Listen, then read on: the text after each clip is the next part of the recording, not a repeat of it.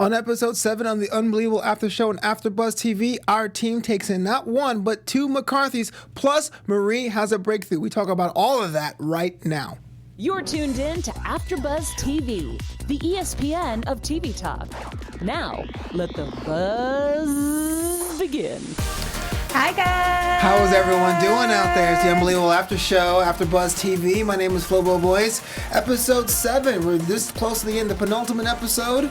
Being joined by, from the Juice After Show. She told me to say curly hair don't care because she doesn't have it right now. No more curls. Give it up for Alexis Brown. How you doing? Hello, hi. Thank you so much for coming in for Jack Farmer here. Episode 7, unbelievable. We're getting closer and closer to the end. Just overall thoughts about today's episode, just watching as a viewer? I knew this was going to be a crazy one. I feel like the episode right before a finale is always when the most happens and things always go down. Why is that? I don't know. It's like, I guess that's when they've reached the peak, and then the finale is when they kind of just see what happens after the peak. I don't know. Yeah. So I was expecting it to be like that, and I'm just excited with the outcome and excited to talk about it. Yeah, I think this was actually the strongest episode as far as character moments, as far as action, which is a good thing to be in the penultimate episode. Like you said, it's like the true climax of the season. More and more, I like the relationships between all the characters, and now we have a face to possibly, barring any last minute twists or turns, of our main suspect. So let's dive in. Our plucky Marie has been through the ringer all season, and she was in this like alternate timeline, and it kind of comes together towards the end. It kind of converges. But one of the things that was from her plea deal from the last episode was that she had to go to mandatory counseling. Just walk me through that scene and how she was feeling. You think Marie was experiencing that? I was happy that she was going to a counselor because I felt like she needed it. She probably needed it before this situation happened, which is what the counselor said in the session, so I agreed with that. I thought it was very beneficial. It seemed to really help her. I love how her counselor was like, look, we don't have to talk. We can just sit here until your time is up. We can do whatever you need to do. And I think in doing that, it made Marie feel more comfortable. Like even them just talking about Zombieland and how she's such a good therapist. How the therapist was even able to take something like Zombieland, just a random movie, and find a way to relate it to Marie's life. I thought that was genius, especially because she doesn't really even know much about Marie yet. So I thought it was very beneficial for Marie, and it made me really happy to watch. Have you seen Zombieland? I'm just curious. I haven't. Oh, it's a good movie, and it's a pretty good, accurate representation of both the time period and how she was. I thought that was kind of interesting too. If you're Marie walking there, and you're like, I'm not saying nothing. And like, I'm just doing my thing. I'm signing the form. And she holds up for a long time. Because there was a time she was like asking how much time was left. And she's like, yo, there's like 30 minutes left. I would have broken way quicker than that. Yeah, I saw the movie Zombieland, and to me, it's not nearly as philosophical as how they described it. I thought it was movies like You I would Versus have never Zombieland. thought like Zombieland, and it turned into like not trusting people and feeling like you can only lean on yourself. Like, who would have thought? Now I want to watch it just to see if I would get that. And when you do that, you're going to be like, this is not the movie I thought. This is the Fast and Furious of zombie movies because it's just so different. Which is it. Was a very good thing about Miss Dara, which was the court-mandated therapist. She could have been a lot more forward. She could have been like, hey, look, I'm here to help you. Just tell me what you want to know. But she stayed back. It was a very, very risky move. Did you think that Marie was going to at least break in the first session? Or did you? I didn't. I thought it was going to take a few more. But like I said, that was a good therapist that she could just get her to say it on out in 50 minutes. So yeah, for sure. Really 30 because they spent 20 minutes just staring at each other. So yeah, did you believe in that thing though about like how we can't trust people and then people can always hurt us too? Or was that kind of like a mumbo jumbo type deal? Like, even though I understand Marie got on board, I'm asking you personally, Alexis, did you feel Are we having a session right now? No, that's not my job. I'm not a therapist. I went to film school. I'm sorry. I'm just I find myself feeling like that all the time, especially living in a crazy place like LA and I don't know anybody else here. Sometimes I can feel alone and like I can only lean on myself. So I definitely can relate to Marie and, the realization they got from Zombieland. So. Yeah, for sure. I totally agree with you there. LA is a weird town. Yes. We were talking about side hustles before the show started. I think we got 13 jobs between both of us. We do. One of the most poignant things, though, what Dara said, her conclusion was that what we were seeing earlier this season with Marie and her journey was that she was violated twice, basically. So she was attacked, and then she had to like cover everything up, which is a very lot for a minor to bear. I know Maria's on the path. I mean, nothing's going to be solved in one session, but it was kind of cool to see that, hey, look, after this, there is some semblance of having someone come in and, like, helping her out with that. Yeah, you know what I really think it is, just sitting here and kind of talking about it with you? I think it was probably just because it's the first time in however long it's been since it's come out that she's been a liar, that somebody didn't question her and actually believed her. Right. So maybe it just took somebody taking the time to talk to her and not questioning her every motive for her to finally feel comfortable to say something. Yeah. And it also helps that Dara was kind of like, I think this is what happened. I was kind of a bold move. It was a good chess move, really, to say, hey, look, here I'm giving you the olive branch. Jump on if you want to, but if not, that's fine. But I believe that you were attacked. Which is a stark contrast to, like, Judith, right? It's being like, well, what are you doing now? What's your big deal? Only care if she's like... But to defend Judith, this is a therapist. She does this. And she's a court-mandated therapist, so she probably sees some crazy people. So she probably, body language and just how... what Marie gave off, the vibe she was giving, she probably could just tell that something had actually happened. Absolutely, but you're absolutely right. I'm not denying that, but I felt like she had extra compassion there. I feel like more compassion than it was court mandated. Oh yes, for sure.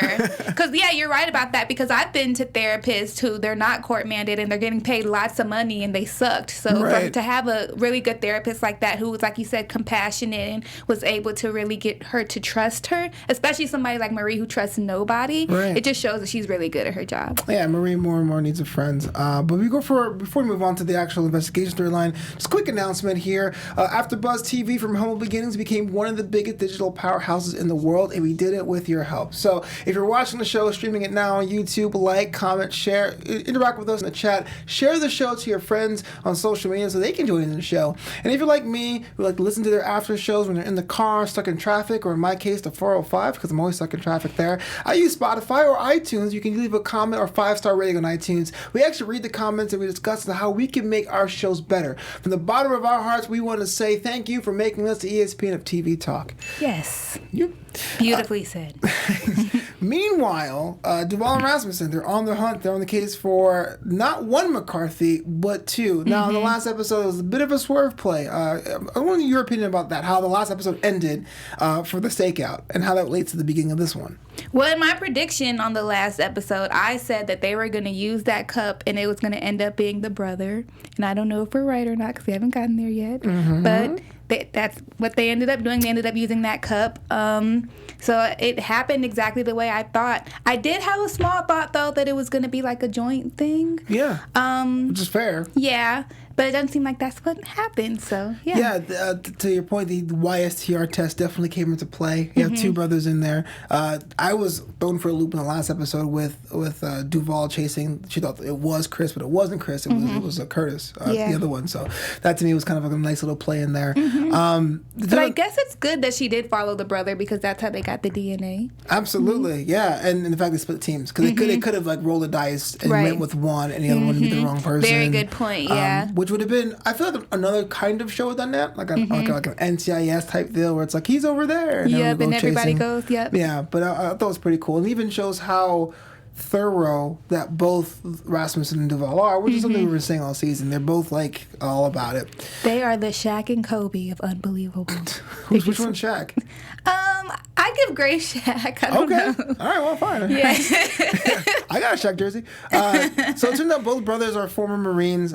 Curtis was in Japan and Chris was in the Philippines. They both had that background, very, very similar. And Curtis was the quote-unquote the good brother, which is kind of subjective here because we don't really know about that. Didn't have any porn sites to his name, and he's alibied for half of the crimes. Yeah. So there really was a bit of an interplay there between Curtis and Chris. Just overall thoughts though about Chris, because he's definitely going to be one we're going to more delve into. Just more about what you thought about him and his psyche, his mindset. Forgive me, Chris is the brother, the good brother. Or Chris is the one. Chris is the good brother. Okay, so Chris is the bad brother. Okay, got it. All these C names are mixing me up. So Chris is terrible. He's trash. And I was actually surprised that he was so like clean with the way he handled the assaults and the way he cleaned everything up. But it seemed like when they went to his room, everything was just laid out. And I'm sure he didn't think that anybody would just be going through his stuff and know what certain things are. But the camera was literally just sitting on the shelf. And the shoes that he wore were just sitting in his closet like a normal thing. He still had stuff in his backpack, but the backpack wasn't hidden. It's like, I understand you're in your own house, but I still would think he would have like a safe or keep it under his bed. I was surprised that everything was just so out in the open like that.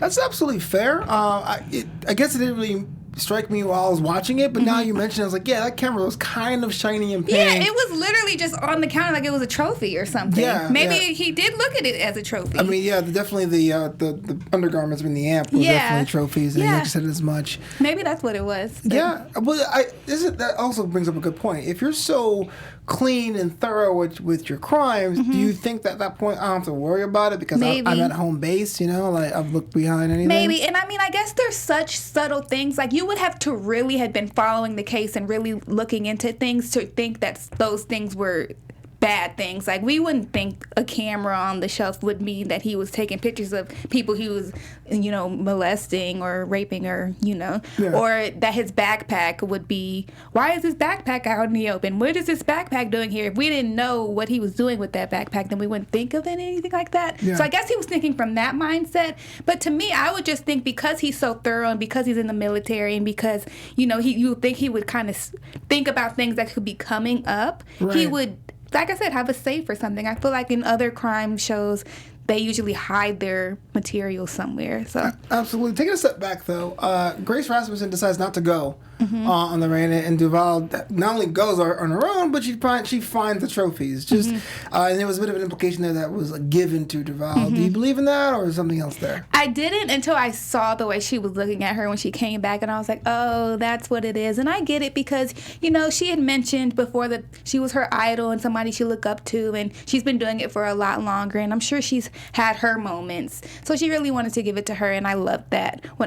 In the beginning, I was like, why isn't she going? Like, what is wrong with her? Like, why is she acting like that? But then when I found out that's what it was, I was like, oh, that's so sweet. Do you think it has anything to do with that conversation they had before about how Duval's like, I can't go home, or that game of gin, which is very, very intense, and gin is not that intense of a game, which I thought was kind of a contrast there. Yeah, I mean, she shared the story about how she didn't follow her gut and how it ended up, the victim ended up having brain damage, and it was something that she kind of has been sitting with since it happened. So I guess she kind of felt like she needed a win, like she needed to feel like, her instinct led her to this victory.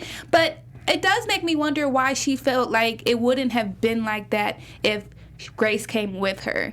Because, I mean, they did do it together. It could have been a joint win, but then I see it from the flip side where, she did kind of get the shine from the people around her. True, definitely. She got the shine, and then that definitely was one of those mistakes, like those, getting a compliment out of nowhere, going like, oh, for me? But I felt like, even though Grace, as said before, she's about finding the bad guy, she doesn't celebrate small wins or whatever, the fact that Duval's like, I am not going home. Yeah. I think for a second Grace got in her own feelings, like, I'm going home. What's that? I don't know, you know what I mean? So let me give her this win so she can feel at peace. And even I felt throughout the whole season that there were a lot of times that Grace was flustered, and it seemed like she was getting upset and wanting to kind of give in, and Detective Duval kind of was the one who gave her the push to keep going. So, I guess she did kind of do a little bit more than Grace, so she wanted to give her that. Sure. Both brothers in custody. It definitely seemed that they needed more evidence to make everything stick. There was that one scene with the prosecutor who was telling her, hey, when I work or whatever. Walk me through how Curtis responds to his own brother when they're like, yeah, we caught your guy. Do you know what he did? And he's like, no, what did he do? Try to bring a bomb? What's up? I don't trust him. I feel like he probably really didn't know. But part of me still but he did know. How did you not know? So I don't know. I can't trust anybody on this show. I don't believe anyone. Yeah. Even though I'm pretty sure they found out who the killer was. In the back of my mind, I'm still but it could not be him because I don't trust this show because we think it's something and then something else happens. Yeah. So I don't know. I don't know because he both says my brother was weird and you should have shot him. It felt like he was running. Again, it could be both ways. It could be a very elaborate ruse, or it could be no, really. like, we know this guy has the problems. Yeah. I don't know. Or even like the way he contemplated when they were like, your brother's a serial rapist. Like, when they asked him, did he know that? And he really had to stop and think like, well, did he do this? Or, it seemed like he was contemplating whether or not he could have seen the signs and maybe just ignored them. Yeah. So. Is Chris our guy? Think he did it? I think he did it. Yeah, it was. I'm willing to see if there's another last minute swerve, but I thought it was interesting that he instantly got his Miranda rights and was like, I want a lawyer. Mm-hmm. Like, that either tells you you're very, very well versed in the law, or you're guilty, or both, right? Yeah. Or is that imagine me being pig-headed and being like, no, he did it, I mean, the birthmark, the underwear, and the little guitar thing, the camera, the hard drives. I mean, if he didn't do it, then whose room is he sleeping in? Because somebody in that room did it. True. That's definitely a good point. And why would you have an amp without a guitar? That just seems like a weird thing, especially in this world of like fake rocks and like floorboards or whatnot.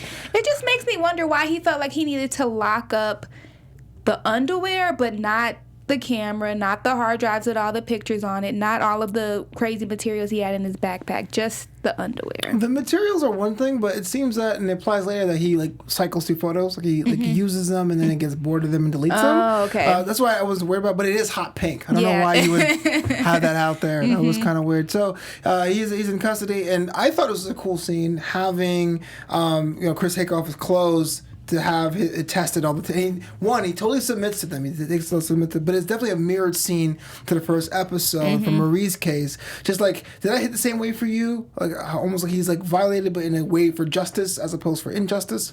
No, I didn't think that. Okay. Why do you think that? Well, I felt like the fact that he was very at ease and at peace with himself was very, very similar to how Marie just had to do it. She had to be tested the way she was. And he sat there and he took off his clothes and take all of your clothes off or we're going to swab you. And they leave him without clothes. So he's literally naked in this cell, like a caged animal, kind of feeling, I guess, some sort of embarrassment, if that's not in his face. I mean, maybe he's fine with being naked, but I usually, when someone says take off clothes and they walk away without any kind of like sweatpants, you're like, oh my gosh, So to me, visually, if not like how he felt it like Marie, but definitely from a visual standpoint, it was a mirror image to me for the first episode, because Marie goes in there like, obviously not having experience before, and it's like they're very matter of fact because the hospital deals with it all the time. So she's like, what do I do? And he put it through the same steps. I didn't even think about that, but that's a good point. The only thing I was thinking during that scene is, they got to get pubes from him. Oh yeah, and they did not shy away plucking the long ones either. It was just, it really grossed me out. I didn't even have time to think about but that's a really good point. I agree with you on that. Yeah, and even though they got the win so far, Grace Rasmussen finds some time to go home to her husband Steve to patch things up by buying a mirror. So this is interesting. This relationship to me is one that I wish was fleshed out more. It seems to me that they were close at one point, and something happened, or maybe they just grow apart as people. They were living that separate wavelengths that long-term couples tend to do. But this was like a step in them trying to get back. Maybe I'm just reading too much into this. I don't know. I feel like maybe they're just so into their careers that it kind of takes them away from each other. And I feel like their careers are also kind of are forced to intertwine, like even just getting the file from him. So maybe that affects it. Or like you said, you've been together for a long time. Sometimes you just lose that spark. And now that the case is over, she can really focus her time on trying to get that spark back. Yeah. You think they're going to do that? Or it's like... I hope so. Yeah, it'll be cool. Date night, something. I'll ship it. Yeah. Steve, you're a real one. So let's talk about the camera. So they download the photos. I guess they were gruesome images. And I'm going to say props to the show for finding a way to make them provocative without being outright obscene. But it seems that they somehow uncovered the photos for Marie while Marie is giving her breakthrough speech to her. Granted, at the same time, but definitely the scene's cut that way. Yeah. Just walk me through that scene and the impact of that. Yeah. Speaking of, like you said, of the photography, and we didn't see anything like so traumatic and bad other than like a few like facial expressions, but just seeing the emotions from the detectives as they were looking at it, I literally cried on that scene, and I didn't see any pictures. So huge shout out to Mara Weaver and Toni Collette because they acted their butts off, because I felt every single emotion that they would have been feeling while looking at those pictures. It blew me away. It made me very emotional. Yeah, I mean, the fact that it gets prefaced, like, look, I had to take a couple breaks. You go through this. Yeah. So this... I didn't mean to cut you off, but I can only imagine looking at it as a guy, I'm sure it was hard, but like as a woman and as close as they've been to this case, and especially for, Detective Duval and how close she had gotten to Amber, and it kind of felt like she had like a duty to protect Amber. To see that, I just couldn't imagine. Yeah, that's an interesting perspective. No, I totally agree. Yeah, again, it was enough. Visually, it got the point across without being too over the top, but it was pretty much unnerving.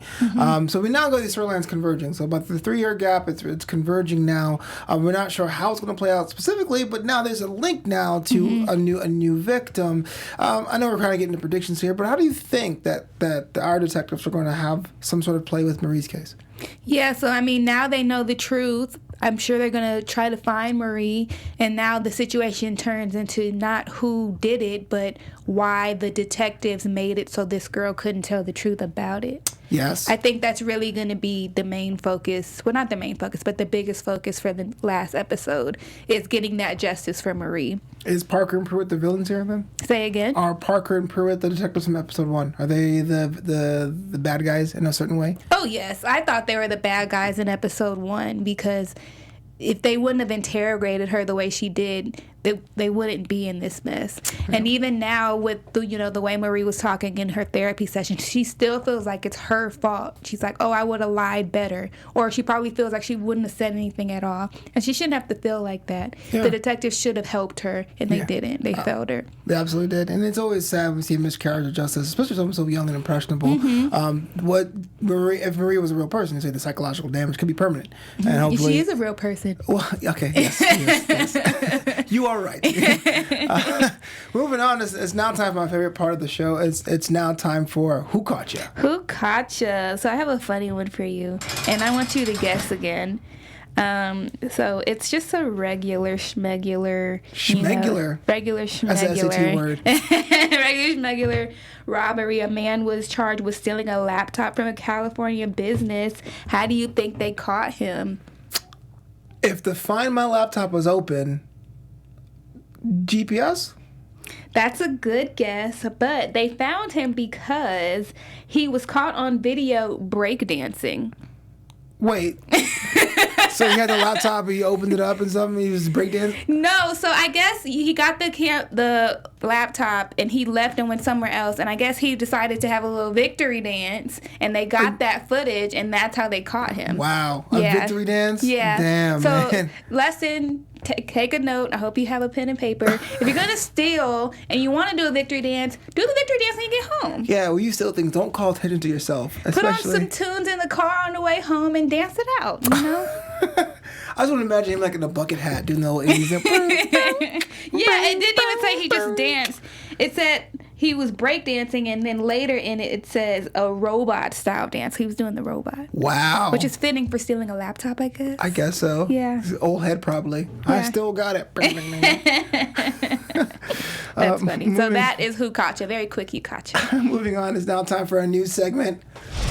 AfterBuzz TV News. Alexis, tell us something we want to be educated and informed by. I'm Alexis Brown, and here's the news on the Unbelievable After Show. All right, so our beloved Marie, not Marie on the Netflix show, but our real Marie Adler, she watched the episode, and if anybody is she watched the whole season. If anybody is wondering what she thought about it, I am going to share it with you. Oh, that's interesting. So the person who wrote the article that the show is based off of talked to Marie a couple weeks ago. He said, 2 weeks ago, I got a call from Marie. She told me she had just watched the series. She said it was really hard. She cried quite a bit, but she called the show excellent. She said the biggest thing that stuck out to her was the first episode when Marie was talking to the two detectives. She said that Caitlin Dever captured her struggle impeccably, and it was perfect. So it got the thumbs up from the real Marie. Wow, that must have been difficult for her to experience. Yeah, but it's beautiful that she knew it was going to be hard, and she still watched it, and that she could give props when props were given. It reminded me of, I say this all the time about the show. The show reminds me a lot of When They See Us.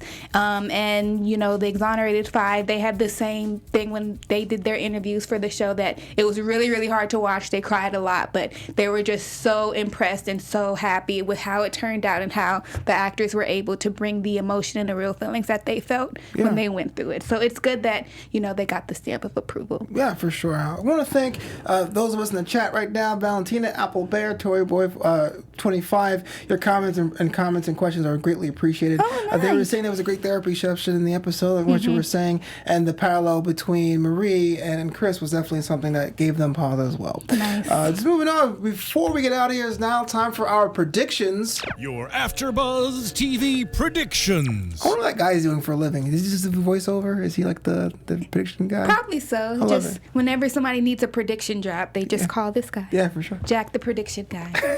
All right, let me stop rambling so I can think about what I'm going to say. Okay. Episode 8, the final episode of the season. The final episode, I think we're going to see some sort of court case, either for, you know, the rapist who's out there, or going back to Marie and the truth being uncovered and trying to figure out why she lied about lying, and why the guys made her lie. All of that is going to come to the surface. But I think the first thing is they're going to have to try to find Marie. So, yeah, I think that's how it's going to open up. Sure. Finding Marie is definitely important. Here's a small prediction. I do think that Duval and Amber will attend church again together. I feel like it'd be a nice little button for their storyline. A lot of things going on. It's more like an epilogue to your point. So I think this is like the big chase. Is everything else like where all these cases are going to go. So I, for one, am excited. The Amber thing you just said made me think, because I thought earlier that I hope we also see in episode 8 them being able to go back to the other victims and tell them we found the guy. Yeah. And them finally feeling like they got that justice that they needed. Yeah, and justice is what we're here for, right? So we'll be back here soon for the episode 8 of Unbelievable. But before we get out of here, can you tell the world how they can find you online, Alexa? You guys can find me on Twitter and Instagram at I am Lexi Fierce. That is IAMLEXIFIERCE.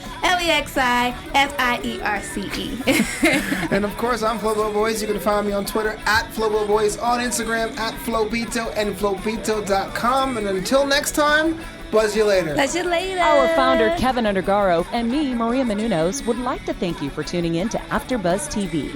Remember, we're not just the first, we're the biggest in the world, and we're the only destination for all your favorite TV shows. Whatever you crave, we've got it. So go to AfterBuzzTV.com and check out our lineup. Buzz you later. The views expressed herein are those of the hosts only and do not necessarily reflect the views of AfterBuzz TV or its owners or principals.